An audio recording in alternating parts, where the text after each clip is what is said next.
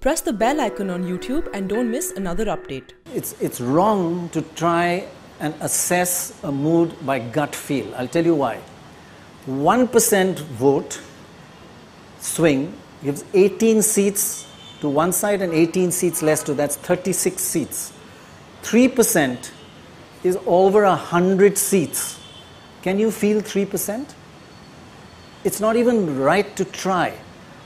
As a journalist or a reporter, our thing is to tell the story, give the issues, and data. Good, well-conducted opinion polls can give you that 3%. So it would be wrong for me methodologically to answer that question without doing a poll. We are doing polls, but Dora will explain this a little better on how it's impossible to predict through gut feel. It's a wrong methodologically wrong thing to do. I can tell you, usually journalists' gut feel is based on what their driver told them. You know, if we are working on gut feel, then I think this book wouldn't have been written. This book is all about the lack of gut feel, but the presence of data.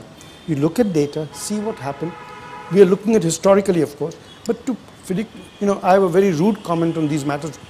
People ask me, I say, only liars, fools, and politicians know what's going to happen. Nobody else does. So I have to go to a liar, a fool, or a politician and say, this is the result on the 23rd of May. Nobody else knows. Just too difficult to tell. You know, for instance, let's take Pulwama. Post-Pulwama, can you feel what happened in the guts, in the villages? Who knows? Is it 2%? 2% away? No difference? You know, when you win elections by such small majorities, it is just not. And, you know, particular people who claim to be data scientists, to abandon data and give, you know, I read the same papers as you do. My views no better than yours. I don't know. There are some people sitting at the back, friends of mine who always ask, who's winning? And I give them the same thing. I wish I knew. I don't. I read the same papers as you do, same magazines as you do, watch the same TV shows as you do. How do I know any better? The fact that I've spoken to 40 people, it doesn't make me an expert on 530 constituencies.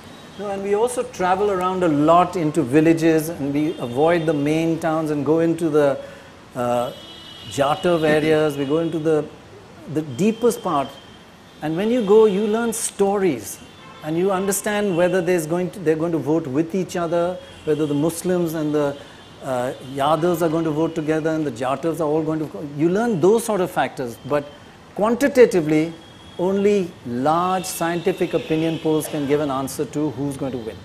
And also, I think increasingly voters now, they believe what they want to believe in terms of who they're already going to vote for. So Mr. Modi's voters think Pulwama, Barakot was a wonderful thing.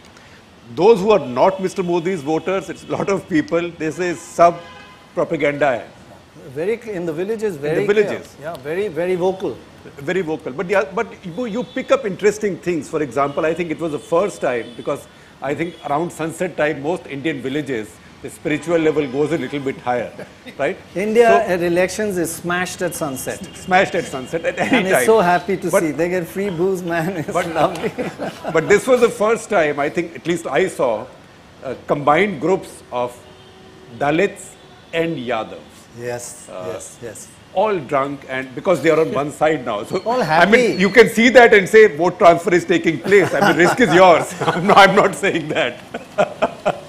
Because tomorrow morning they'll not be drunk.